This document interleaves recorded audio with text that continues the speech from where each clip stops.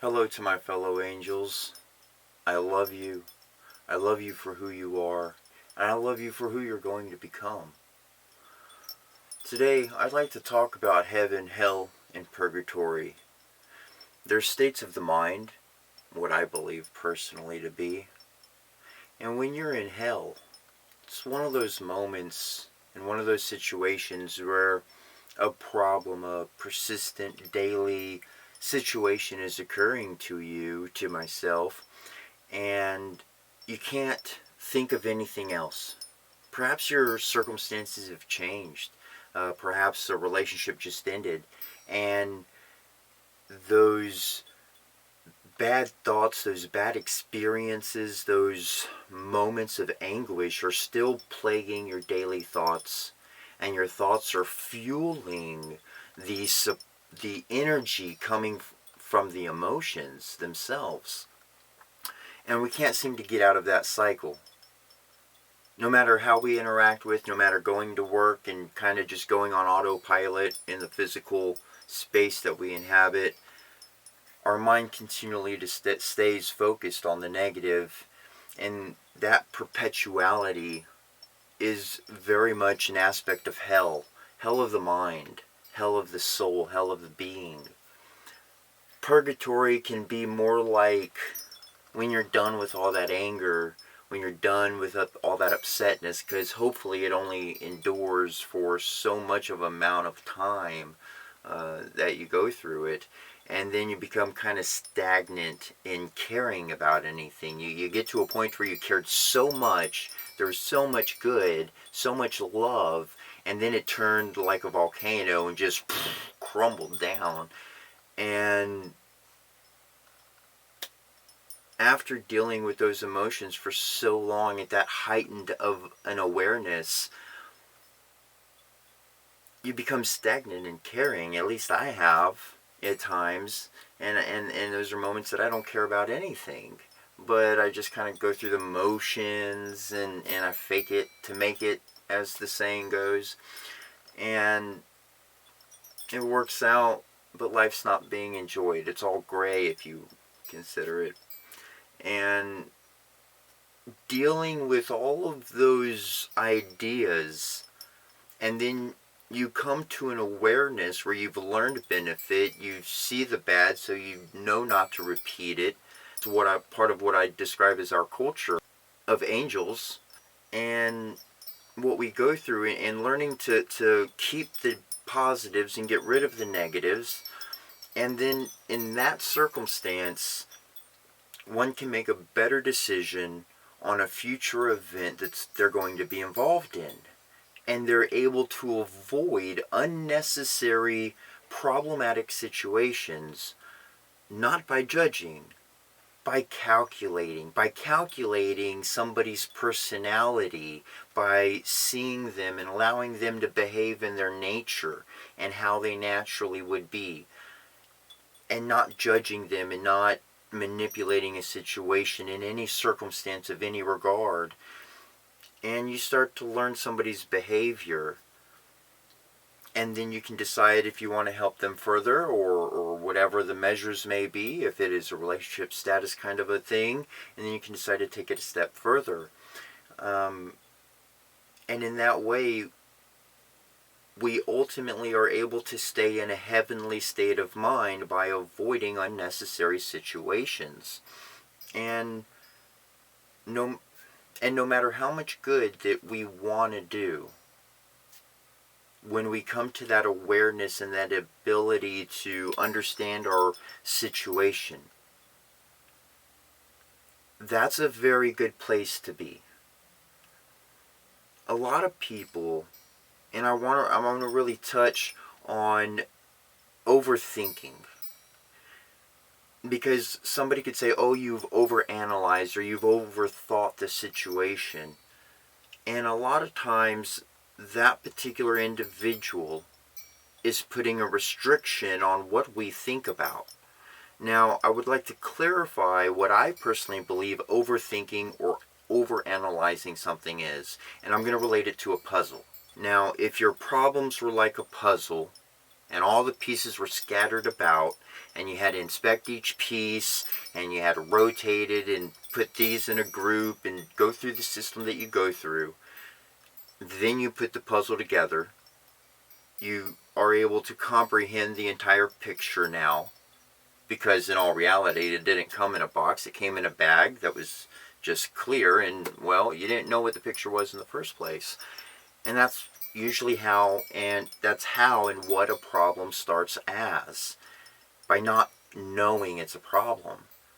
And then that's why it gets worse and worse and worse, because that problem just compounds without anybody being able to provide a solution or a change of behavior to avoid a worser problem. What winds up happening is, when you overanalyze, when you overthink something, is when you get that entire puzzle, all them problems, all the pieces lined up, and you have your clear picture. You've went and did your research, you've asked opinions, you've thought about it, you've meditated, and you've come to a conclusion. You see that there's no missing pieces. The pieces that were in the bag, in that whole mixture, there were some pieces that didn't fit. That was misinformation. Those were lies. And after you viewed everything, oh, okay, well, you can see this part of the information must not be factual, so you put it to the side. And now you have your complete puzzle. You have the complete picture. Now, when you take that conclusive, finalized thought and reality of circumstances, and you disassemble it, you throw it on the ground, you mix the pieces up, and then you start asking other people for other opinions of the same matter, and you start putting the puzzle back together, that's the moment you did overanalyze. That's the moment you did overthink something. But up until the point, until you have a clarity of what you're seeing, you haven't overthought it. You're still in the process like a detective. You're still trying to figure it out. In some cases, for detectives, have taken more than 20 years. Not that I have anything to reference, but I'm quite sure there are and have been. And they have eventually come to a conclusion and have found the person guilty, or howbeit. We as individuals have to act like detectives in life, because people are rare to give you the complete truth. Not that they're doing it on purpose, but they may not even know or have the time or the ability to explain everything in their mind. Now that we've covered the subject of heaven and hell and purgatory and how that relates to states of the mind in this, the one scripture that talks about the Lord's Prayer. Now, where I was in the religion that I had been in for 27 plus years, they didn't force us to memorize the Lord's Prayer necessarily. At least I never did, and never kind of got that receiving to do it. But the first little few words were recited quite a bit. And those words, if you look at them at the very beginning of the wording of this one portion I'm talking about, it says, as in heaven, also upon the earth. Well, if we're living in a state of hell in the mind, and there's confusion, and we don't know any better, and we're totally focused on something else because we're not doing well, then we're going to create hell around us. It's going to be our environment. It's how we're going to treat people, and they're going to be in hell, and they're going to treat the other people like they're in hell, and hell's just going to spread like it has been, it seems like. But as we're developing our culture, as we're learning our environment, our minds being in a heavenly state, we can procure happiness for others on a much more productive level than we may have been capable in the past. Not to say what we were doing wasn't enough or good enough or no measure of that here. Though if there's an ability to improve, to develop, to mature, to evolve, then I'm all in it in that degree, as long as it's got unconditional love attached with it. And that's why I believe it is truly possible, maybe not in our day and age, but we could set the seeds in place, or we could help water the seeds to help them begin to sprout as far as heaven being on earth. Because if our mind represents heaven, then what we create around us is upon this earth. So good things, like I'm hearing a lot of good stories from a lot of wonderful people and angels and fae and all of the good sort that exists around us, embodied in flesh or plant life or as star people of another civilization that doesn't even be a part of Earth. You are an angel. You're an angel, and you have wings, and you feel things, and you believe things, and you think things that you know other people are going to call you crazy for. But I believe if you haven't been through the rough times and have crossed over to the other side mentally, become awakened, if you will, then 2020 certainly caught you up to date. 2020 certainly got you there. And when I was growing up, a lot of people didn't tell me certain things. And so they assumed that I knew them. They assumed that I knew the steps to get from A to B. Because you don't just go from A to B, you got to learn how. Anyways, they didn't explain the in-between steps to me. And that's what I'm trying to do here. I'm trying to talk about the issues and topics that I've had to learn on my own because nobody told me. I've read a lot of books. I've watched a lot of film.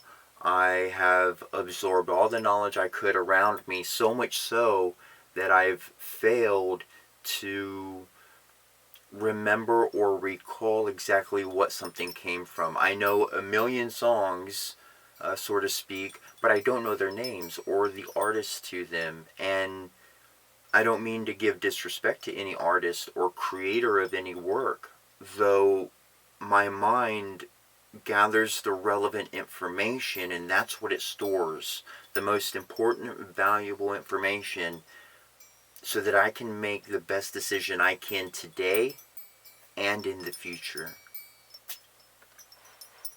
I no longer believe that clothes should have a gender, so I dress in any way and fashion that I do, and this is kind of my new look. This is what I'm going to be making on the regular, this style of outfit. This is all my own creation. I say my own. I speak out to my family, my eternal family that connects with me. I call them my Belith. That is a word in the language for eternal family. So they certainly have contributed to a lot of my ability to have this kind of an outfit. Of course, a lot of sources in what we interact with daily as well has had an influence upon this. Though this is my new suit. I love you. I love you for who you are. And I love you who you're going to become. And I'd love to hear about you. If there's anything that I could talk about that you may be interested in knowing, or have a question on, or maybe you're curious about, post it in the comments, and I'll be more than happy to talk about any topic that you may be having a hard time with. To my angels, to my family, I know you're out there. We communicate in one form or another, whether we know who we're talking to or not. And I love you all. And it's a bright future if we can only but imagine it.